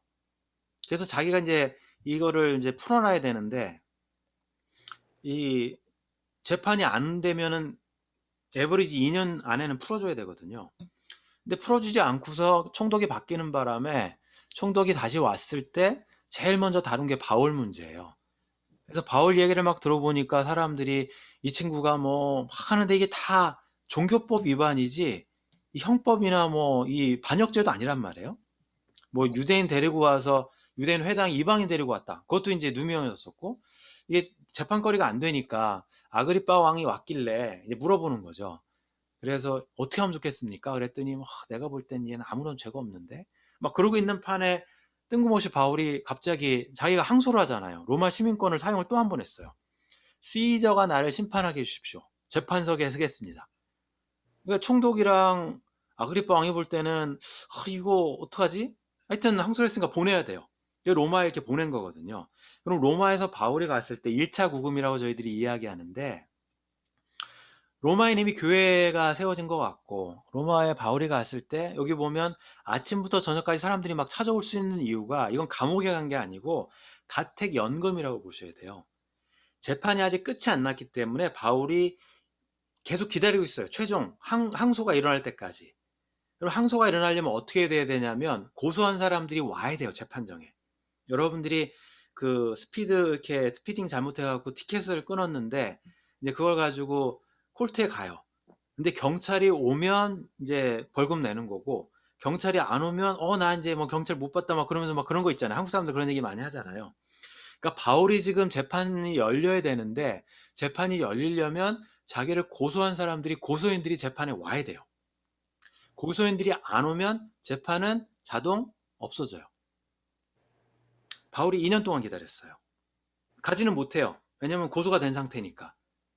구류가 돼서 지금 가택연금에 있는데 이스라엘에 있는 사람들이 안 온 거죠. 와봐야 뻔하게 지니까. 이거는 재판거리가 아니거든요. 그냥 묶어만 놓은 거거든. 선교 못하게. 그래서 2년 있다가 바울이 그냥 풀려나는 거예요. 그게 이제 사도행전의 이야기예요. 사도행전 그 뒷이야기는 안 썼지만 역사의 이야기에서는. 그래서 바울이 그 다음에 풀려나서 크레테성 가서 이야기하고 디도서 쓰고 그다음에 디모데 전서 쓰고 디모데 후서 쓰고 막 돌아다니는 이야기는 이제 다음 시간에 다음 주에 저희가 잠깐 할 텐데 그 이야기 기록이 있는 부분이 있으니까 사도행전에 있는 교회 이야기는 여기까지예요. 그러면 이제 여기서 저희들이 교회를 다시 한번 살펴봐야죠. 소아시아에 있는 교회들, 검은 머리 사람들, 저희들이 그냥 이렇게 이야기해요. 아랍 사람들. 비시디아 안디옥 교회, 1차, 2차 선교여행 했던 교회는 1차 선교여행 때 루스드라, 이고니온, 비시디아 안디옥까지 갔는데 개척 멤버는 당연히 바나바와 바울이죠. 지도자는 누군지 몰라요. 없으니까. 성도 구성은 처음에는 헬라파 유대인이었고 이방인이었다가 나중에 루스드라, 이고니온 가서는 유대인들은 아주 그냥 먼지 털털 털어버리고 이방인들한테 곧바로 갔어요. 사역은 모여서 가르치고 있는 거 있었고 특징들 유대인들에 의해서 유대인들 공동체인데도 불구하고 핍박을 받았고 여전히 여기는 유대인들과 이방인들이 합작으로 핍박을 했다. 교회들의 모습이에요. 이게 뭐 2호 3호 교회라고는 제가 붙이지 않고 성경책에 등장하는 사도행전에 등장하는 교회들만 보면 예배소 교회 2차 선교 여행 후에 3차 때 갔죠. 바울을 만난 제자들이 아마 개척 멤버들 같은데 지도자는 나중에 뭐 바울, 디모데, 요한도 있었고 아까 제가 오네시모도 언급을 해드렸고 성도 구성은 이방인과 유대인, 이방인들이 더 많았던 것으로 추측해요. 에베소는. 에베소 여기 이제 유명한 신전이 있었고 굉장히 중요한 도시였기 때문에 골로새 교회는 주로 이방인들인 걸로 같고 에바브라, 빌레몬이 지도자였던 것 같고 에바브라가 이제 감옥에 와서 또 편지 갖고 빌레몬한테 가는 거 보면 3차 선교 여행 중에 바울이 간 것이 아니라 스스로 이 사람들이 두란노에서 교육받고 가서 교회를 세운 걸로 보여지고 그리고 이제 두란노 서원이라는 곳에서 에베소에서는 교육에 굉장히 힘썼던 걸 볼 수가 있어요. 에베소서 보면 그럼에도 불구하고 에베소 교회가 이 이방인과 유대인 간의 갈등이 엄청나게 있었던 걸로 저희들이 보여지고 있고 골로새 교회는 나중에 거짓 가르침들 초기 영지주의라고 저희들이 부르는데 잘못된 그런 가르침 때문에 좀 그런 골로새서를 보면 예수님의 신성을 부인하는 사람들이 좀 있었던 것 같아요. 그래서 예수님이 골로새에서 예수님이 하나님의 아들 신성을 이제 이야기하는 부분이 언급되는 걸로 보면 그래서 골로새 교회가 문제가 없었던 건 아니죠. 그러니까 제가 이렇게 좀 간단하게 보여드린 이유는 교회가 문제가 없는 교회는 없다. 그 얘기하고 싶은 거예요. 교회들은 굉장히 많이 세워졌지만 바울에 의해서 세워지고 뭐 제자들, 사도들에 의해서 세워져도 지나가면서 문제들이 이제 생기기 시작한다. 유럽 교회 볼까요? 빌립보 교회. 굉장히 기쁨의 교회고 실제로는 이제 루디아 그 바울이 빌립보에 넘어갔을 때 배 타고 넘어갔을 때 거기에는 유대인들이 안 사는 이방인 지역이었고 유럽 지역이었기 때문에 만약에 회당이 있었으면 바울이 회당에 갔을 거예요. 근데 빌립보에는 회당이 없었죠. 유대인들이 10명의 남자들이 모이면 무조건 회당을 만들어야 돼요. 그거는 회당이라는 제도는 유대인들이 바벨론으로 포로로 끌려갔을 때 성전이 없기 때문에 더 이상 하나님을 예배할 수 없는 상황에서 어떻게 우리가 유대인의 정체성을 지킬 수 있을까? 그거를 만들어준 사람이 에스라예요. 에스라가 우리가 그러면 사람들이 시네각이라는 회당이라는 걸 통해서 예배는 드리지 못하지만 제사는 드리지 못하지만 율법을 공부하고 배우자. 그래서 바벨론 포로로 끌려간 사람들이 거기서 회당이라는 시스템을 만들어서 가져왔어요. 포로 끌려온 다음에. 그래서 성전에는 1년에 3번 가지만 절기 때 나머지 매 안식일에는 모여서 우리가 회당에서 토라를 공부하자. 그게 이제 에스라가 만들어 놓은 전통이거든요. 그러니까 유대인들이 10명만 모이면 무조건 시네각을 만들어야 돼요. 지금도 마찬가지. 근데 빌립보에는 유대인 남자 10명이 없었던 거죠. 시네각이 없었던 걸로 보면. 시네각이 없으면 어떡하냐 유대인들이 아니면 유대인들이 아니라 그 God fearer라고 제가 불렀죠. 유대인이 되고 싶고 하나님을 두려워하는 사람들은 회당이 없을 때는 물이 흐르는 곳에서 모여서 기도를 해요. 그러니까 바울이 그 모임을 간 거예요. 루디아라는 God fearer인데 이 사람이 회당이 없으니까 물가 이제 개울가 보면 기도하러 오는 사람들이 있거든요. 뭐 안식일 날이나 안식 후 첫날. 주로 이제 안식일에 오겠죠. 유대인을 사람들이라면. 그 사람들 찾아서 회당이 없기 때문에 복음을 전하는 게 이제 루디아 이야기인데, 그래서 빌립보에서 보면 유대인들이 없는 곳에서도 교회가 세워질 수 있고, 주로 이제 이방인 중심이죠. 이 사람들은 빌립보서를 나중에 여러분들이 읽어보시면 바울이 기쁨이라는 말이 굉장히 많이 나와요. 자기한테 헌금을 굉장히 많이 해줬거든요. 선교 헌금을. 그리고 구제를 도움을 굉장히 많이 준 교회는 빌립보 교회예요. 기쁨의 교회 별로 나무랄 데가 없어요. 이제 빌립보서 읽다 보면 3장, 4장 조금 뭐 언급하긴 하지만 그래도 굉장히 좋았던 교회. 여기도 이방인들에 의해서 핍박이 있었던 교회고, 데살로니가 교회는 한 2주, 많으면 3주밖에 없었기 때문에 여기는 짧게 있느냐고 죽음에 대해서 가르치지 못했어요. 부활에 대해서 바울이. 그래서 고린도에 머물면서 그 소식을 듣고 이제 부활에 대한 오해를 풀어주기 위해서 편지를 쓴 게 데살로니가 전서예요. 왜냐하면 예수님 믿고 죽은 사람들, 부활이 아직 안 됐는데, 예수님이 금방 온다고 다들 곧바로 부활하신다고 생각했는데, 예수님이 재림하신다고 생각했는데 재림을 맞이하지 못하고 죽은 사람은 어떻게 됩니까? 그 얘기를 다 못했거든요. 바울이 너무 짧게 있다가. 그 사람들에게 쓴 편지가 데살로니가 전서예요. 그 사람들이 먼저 깨어나고 무덤에서, 그 다음에 산자들이 합류한다. 부활에 대한 가르침, 그러니까 부활에 대한 오해가 있었죠. 가르침을 제대로 못 해줬기 때문에. 유럽 교회들은 고린도 교회, 고린도 교회, 저희가 요즘 교회에서 고린도 전서를 강의하고 있는데, 문제 백화점. 여기는 뭐 문제가 한두 군데가 아니라, 교회 공부하려면 고린도 교회를 공부하시면 돼요. 하다 보면 우리가 그래도 저 교회보다는 낫다. 뭐 근친상간에 뭐 소송에 여기는 고린도 교회 읽다 보면 막 우리 교회가 너무 좋아 보여요. 그래서 고린도 교회를 공부하면 그래도 우리 교회는 참 은혜로운 교회입니다. 그러니까 문제덩어리 교회니까. 하여튼 고린도, 여기는 바울이 편지 2개, 사라진 편지까지 좀 적어도 4개, 방문 여러 번 했을 것 같고, 가장 공을 많이 들인 교회인데 가장 하여튼 이게 아픈 손가락, 바울한테는. 그런 교회가 고린도 교회고요. 전서를 쓰고서 해결이 안 돼서 이제 에베소에서 쫓겨나서 마케도니아 갔다가, 거기서 웬일 고린도 사람들이 회개를 했대요. 바울의 편지도 막 안 드리고 막 그러다가, 오지도 말라고 그랬다가. 그래서 그게 너무 기뻐서 쓴 편지가 고린도 후서예요. 그러니까 고린도 후서는 문제점이 별로 없어요. 그러니까 그렇게 문제가 많은 교회가 어떻게 해결이 됐지? 그래서 그 기쁨에 쓴 편지, 마케도니아에서 고린도 후서고, 고린도 전서는 뭐 소식하고 편지로 뭐 이것 좀 알려주세요, 편지도 보내고, 또 와서 구두로도 문의하고 막 그런 거 쓴 편지고. 로마 교회, 사도행전에 있는 교회를 거의 다 제가 언급을 해드렸는데, 바울이 언급은 하지 않았지만 고린도에서 문제가 해결됐기 때문에 이제 마케도니아 가서도 고린도 머물러 있는데 한 6개월, 3개월 있었거든요. 고린도에 개척할 때는 한 1년 반 있었어요. 근데 이제 로마로 가고 싶은데 자기한테 온 선교헌금이 너무 많아서 예루살렘에다가 전달을 해줘야 되니까 어쩔 수 없이 예루살렘에 갔다가 감옥에 갇힌 건데, 그래서 거기서 머물러 있으면서 로마 교회 사람들한테 편지를 써요. 그게 로마서예요.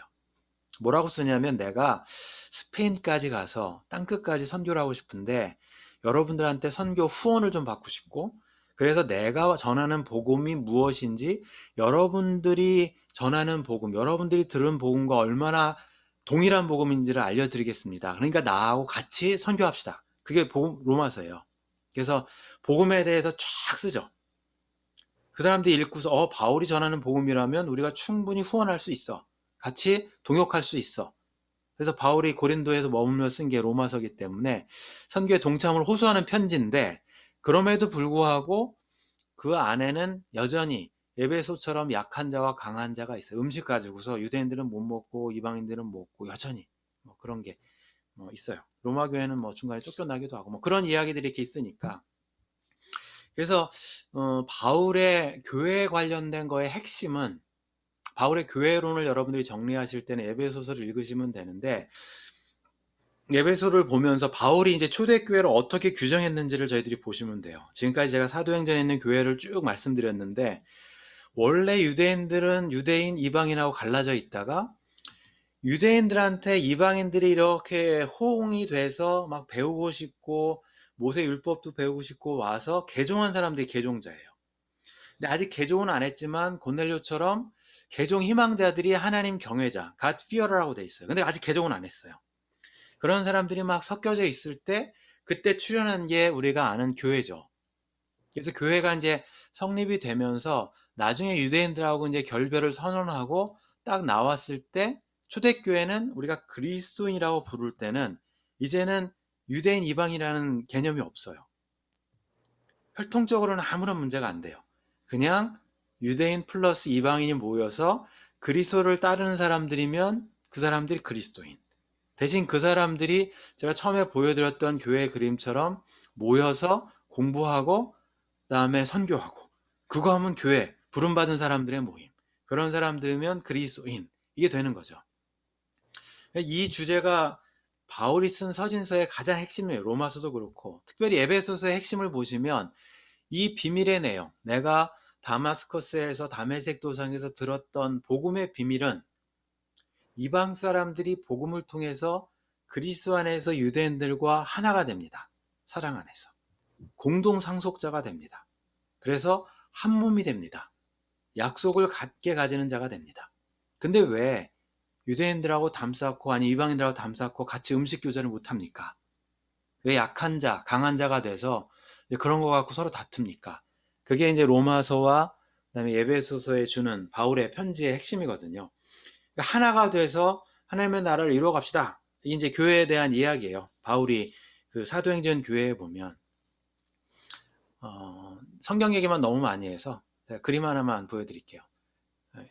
어디선가 많이 보셨던 그림일 텐데 컵에도 많이 나오고 이렇게 그림이 있어요. 이게 쉐라라는 사람의 그림이에요. 조르주 피에로 쉐라, 이름도 어려운데. 근데 이거는 그랑드 자트 섬의 일요일 오후라는 제목이 붙어 있습니다. 근데 그림을 그리는데 꽤 오래 걸렸죠. 1884년에서 1886년. 적어도 3, 4년이 걸렸어요. 왜 이렇게 오래 걸렸을까? 이 그림을 이제 제대로 보시면 이 그림은 저희들이 부를 때 그 물감으로 그린 거긴 하지만 물감으로 그린 건 아니에요. 우리가 점묘화라고 불러요. 예전에 이제 칼라 텔레비전 처음 나왔을 때 그 빛의 삼원색, 색의 삼원색 있잖아요. 그거 가지고 이렇게 조절하면은 여러 가지 색깔이 나오니까. 그래서 이거는 그 쉐라라는 사람이 화가면서도 광학에 대한 원리를 깨달은 사람이거든요. 그래서 내가 점을 찍는데 멀리서 보면 이건 녹색으로 보일 거야. 내가 점을 찍었는데 이거 멀리서 보면 노란색으로 보일 거야. 이거 점 찍어서 그린 그림이에요. 그러니까 3, 4년 걸리죠. 가까이서 보면 다 점이에요. 근데 멀리서 보면 굉장히 멋있는 그림이죠. 이 그림을 제가 왜 보여드리냐면 하나님이 보실 때의 교회 모습은 저런 것 같아요. 아름다운 교회는 점들이 막 색깔이 다 달라요. 빨간색도 파란색도 있는데 그 애들이 모여가지고 이렇게 멀리서 볼 때는 아름다운 모습으로 이렇게 그려져야 되거든요. 연합해서. 이게 교회예요. 쉐라라는 사람은 그림으로 표현했지만 하나님이 원래 보고 싶은 그림은 하나님 나라가 저렇게 멋있는 그림으로 그려지는 게 원하시는 교회일 거예요. 근데 뭐 한 교회 안에서도 그림 그리라고 보면 이게 완성이 안 될 거요. 이쪽 퍼즐 나가져 있고 뭐 분열돼 있고 잘라져 있고 막 그런 거니까. 에베소의 모습을 보면서 바울이 안타까워서 쓴 게 에베소 교회니 에베소서니까. 그래서 점점점점들이 교회라는 거는 출신 성분이 다 달라요. 에트닉 그룹도 다 달라요. 언어도 다르고 뭐 남자, 여자, 이방인, 유대인, 왕족, 로마 리스트 보세요. 로마서에 33명. 왕족도 있고요. 노예도 있고 귀족도 있고 집주인도 있고 자유인도 있고 인종 구별 없고 남녀 구별 없고 성구별 없고 계층 구별 없고. 근데 아까 FF 브루스가 써서 쓴 것처럼 그런 사람들이 모여서 하나가 돼서 아름다운 그림을 그리는 게 하나님의 교회죠. 바울이 비밀이라고 이야기하는 교회고 그게 교회의 원래 모습이에요. 킹 제임스가 이 다스리기 위해서 사용했던 철치라고는 전혀 상관없어요. 건물하고는 상관없어요. 사람들의 불러져서 모인 사람들인데 한 목적을 가지고 아름다운 그림을 완성해가는 사람. 여러분들이 저기 어디 한 점이어야 돼요. 근데 그 점에 찍혔을 때 다른 점하고 부딪혀갖고 색깔이 틀어지면 안 돼요. 멀리서 볼 때는 아름다운 모습으로 들어가 있어야 돼요. 그게 교회 모습이거든요. 그러니까 바울의 서신서를 보면서 바울이 던지는 메시지가 뭔가, 뭐가 교회인가, 교회 정체성이 뭐고 하나님이 원하시는 교회가 뭘까. 이제 사도행전은 없지만 베드로 전서의 수신자들은 갑바도기아에 있는 사람들이거든요. 이거는 다음 시간에 초대교회나 그 다음 주에 할 때 잠깐 그때 한번 다시 언급을 드릴게요. 그러니까 바울이 가지 않았던 지역이 빠져 있으니까 베드로 전서의 수신자들이 여기에 모여져 있던 그리스도인들이에요. 주로 이제 로마나 이 지역에서 피신온 사람들인데 이쪽은 이제 베드로 전서가 쓰여져서 교회가 세워져 있다는 걸 저희들이 알 수가 있고, 맨 마지막에 이제 요한계시록에 등장하는 교회들은 7개의 교회, 에베소부터 시작해서 이제 서머나, 버가모, 두아디라, 사데, 빌라델피아, 라우디게아 교회까지 이렇게 있는데, 이 교회들 이렇게 쭉 보시면 나중에 이건 요한계시록 보셔야 되는 거고, 사도행전에 어디에도 등장하지 않기 때문에 사도행전에 등장하는 교회는 에베소 교회밖에 없어요. 에베소 교회에서 나중에 요한이 마지막에 AD 한 90년대 말에 그 감독을 했던 것 같고, 그 황제가 요한을 죽이려고 했다가 안 죽는 바람에 반모섬 여기 있죠? 반모섬에다 집어넣어놔서 거기서 귀양 살면서 환상을 봐서 요한계시록을 쓰면서 이 교회 7교회한테 편지를 쓰면서 요한계시록 3장까지 등장을 하는데, 3, 4장에 있는 편지에 등장하는 교회들이고, 교회들도 여러분들이 보시면 제가 이게 아주 간략하게 정리를 해놓은 건데, 예배소서 칭찬, 책망, 경고 내지 권고, 그 다음에 약속이 쓰여져 있어요. 요한계시록 여러분들이 3장, 2장, 3장 읽다 보면. 근데 칭찬이 없는 교회도 있어요. 사대랑 라우디게는 숫제 칭찬이 없어요. 이런 교회는 닮아가면 안 되겠죠. 책망이 없는 교회도 2군데 있어요. 서머나랑 빌라델비아 교회. 약속이 숫자 없어요. 라우디게 교회는. 라우디게 교회가 참 좀 불쌍한 교회인데, 에베소 교회는 첫사랑을 잃어버렸다고 책망을 받아서 회개하면 생명나무를 약속으로 주겠다. 그 다음에 서머나 교회, 부요한 자, 충성하라 생명을 요한. 지난주에 어느 분이 그 소아시아 이 7교회 갔다 오셨는데 서머나 교회만 교회가 남아 있어요 그랬었잖아요. 그 요한 그 기념교회가 남아 있는데, 이 교회가 가장 그래도 책망도 없고 충성하고 부유하고 이거 좋은 교회 아마 남아있는 것 같아요. 나머지는 다 무너지고.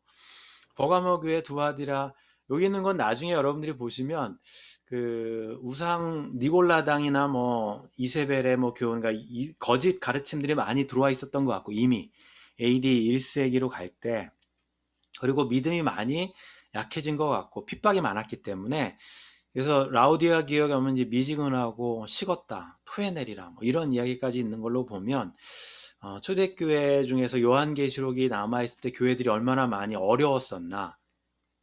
그 확률적으로 7교회 중에서 그나마 나은 교회 서머나 하나, 빌라델피아도 조금, 근데 너무 약해서 빌라델피아 교회는, 이렇게 교회들이 에베소처럼 이렇게 빵빵한 교회도 책망받는 교회니까. 그래서 초대교회 모습들은 요한계시록에 등장하는 교회는 여기까지 성경책에는 등장해요. 그래서 오늘 아마 이제 강의는 여기까지일 거 될 것 같고, 제가 지난 시간에 질문 던져드렸던 건데, 지난 시간에 구약교회라고 저희들이 하면서 이제 명령 A, B, C 이렇게 합계라고 제가 말씀드린 걸, 오늘 제가 여러분한테 말씀드린 가는 부분, 선교죠. 침례, 교회 멤버십니까? 교인으로 같이 한 공동체로 품어주는 거예요. 먹고 마시고 친교하고 교제하고 예배하고 막 그런 거예요. 가르쳐 지키게 하는 부분이에요. 교육하는 부분, 훈련하는 부분. 이 부분이 완성이 돼서 이제 제자가 되는 거예요. 제자는 그냥 교육만 해서 제자 되는 거 아니에요. 지식만 쌓였다고. 예수님 닮는 사람이기 때문에 가기도 해야 되고 교제도 해야 되고 가르침도 받아야 되고 성령의 열매가 맺혀져야 돼요. 예수님의 성품을. 그게 다 됐을 때 예수님의 제자라고 저희들이 이야기를 하죠. 제자는 않는 것이 교회의 어떻게 보면 최종 목적점이에요. 예수님과 닮은 사람들을 만들어내는 게 교회 역할이에요. 선교 가서 교회 많이 건물 그게 중요한 것이 아니라 예수님 닮은 사람들을 만들어내는 게 교회 부르심의 목적이에요. 신약교회를 저희들이 살펴봤는데 열몇 교회, 오늘 한 20교회 쫙 리스트가 있는데, 이 중에서 점수를 여러분들이 개인적으로 매긴다고 하면 어디가 점수가 가장 좋을까? 이제 70점 F 안 맞을 교회가 몇 개나 될까? 제자가 촥 나오는 그런 교회들이 몇 개나 될까? 그게 고민해야 될 부분들이 아닌가 싶어요. 여러분들한테 그래서 정리를 해드리면 오늘 누누이 말씀드린 것처럼 신약교회 중에서 완벽한 교회는 하나도 없어요. 우리가 뭐 초대교회로 돌아가자 그랬을 때 오해하셔가지고 예루살렘 교회처럼 돼야 된다. 안디옥 교회를 선교 많이 했으니까 안디옥 교회를 담자. 그대로 그냥 벤치마킹해서 안디옥 교회처럼 되자. 그러는 거는 올바르진 않아요. 교회는 사도행전에 등장하는 신약에 등장하는 교회들을 보면서 그 중에서 가장 성경적인 부분을 모아서 우리 현대교회에 적용하려는 게 올바른 거지. 그냥 우리는 에베소 교회처럼 될래요. 그래서 두란노 학원 만들어서 교육에 아주 우리는 100% 투자할 겁니다. 아니면 안디옥 교회처럼 우리는 그냥 선교만 할 겁니다. 뭐 그런 거는 성경적인 교회로 초대교회로 돌아가자 그런 거 아니에요. 그래서 초대교회로 돌아가자는 슬로건보다는 하나님이 원하시는 교회를 만들자가 더 좋은 표예요. 초대교회로 돌아가자는 게 초대교회가 이렇게 좀 어떤 교회를 초대교회, 신약교회로 말하는지 잘 모르겠고, 제가 말씀드린 것처럼 완벽한 교회는 없지만 신약교회를 통해서 하나님이 원하시는 교회가 뭔지는 찾을 수 있어요. 얼마나 다양하고 얼마나 포용성이 있고, 예루살렘 교회만 봐도 성숙하잖아요. 예를 들어서 한국교회, 뭐 지금 한인교회 대부분 KM들이 많고 EM들이 조금인데 문제가 생겼어요. KM하고 EM하고 막 문제가 생겼어. EM분들이 이제 뭐 구제도 안 되고 막 안 돼요. 그러면 우리의 어프로치는 KM에서 어떤 중요한 안수 집사님이나 형제들을 세워서 문제를 해결하자. 그게 우리의 어프로치일 거예요, 아마. 젊은 EM들이 문제를 다 해결하게 돈 다 주고 다 밀어주자. 그런 교회를 제가 본 적이 별로 없어요. 예루살렘 교회는 그런 교회였어요. 헬라파 사람들이 이 구제에 참여를 못하니까 헬라파 사람들한테 전권을 맡겨줘서 모든 재정적인 걸 다 그 사람들이 하게 하자. 교회는 어떤 약한 사람들 중심으로 움직여요. 예수님도 마찬가지. 약한 사람 중심으로 모든 게 돌아가는 게 교회의 모습이라고 보시면 돼요. 그 사람들을 위해서 포용해주고 그 사람들을 품어주고, 그게 하나님이 원하시는 제자의 모습, 뭐 그런 교회의 모습, 신약교회의 모습. 근데 이 교회의 모습이 다음 주에는 저희들이 얼마나 유지가 됐나, 성경에 등장하지 않는 교회들이 그 다음 주에는 얼마나 많이 이게 빗나갔나, 그거는 이제 그 다음 주에 저희들이 보게 될 거고, 다음 주에는 이게 얼마 동안 유지가 됐을까, 이 교회 모습이, 신약교회 모습이, 그 모습을 다음 주에 다룰 거고요. 이제 강의는 마치지만 여러분들한테 제가 질문도 받으면서 같이 좀 토의로 나누고 싶은 문제는, 신약에 등장하는 교회 중에서 가장 그래도 나는 이 교회가 좋아, 이 교회가 본받을 만한 것 같아. 굉장히 여러 교회, 뭐 안디옥 교회, 예루살렘 교회, 에베소 교회, 뭐 서머나 교회도 있었고, 아니면 빌립보 교회도 있었고, 여러 교회들이 있는데, 그런 교회 중에서 제가 개인적으로 이 교회는 그래도 가장 그래도 마음에 드는데, 뭐 그런 교회가 있다면 어떤 교회일까, 여러분들이 같이 좀 나눠주시면 좋을 것 같아요.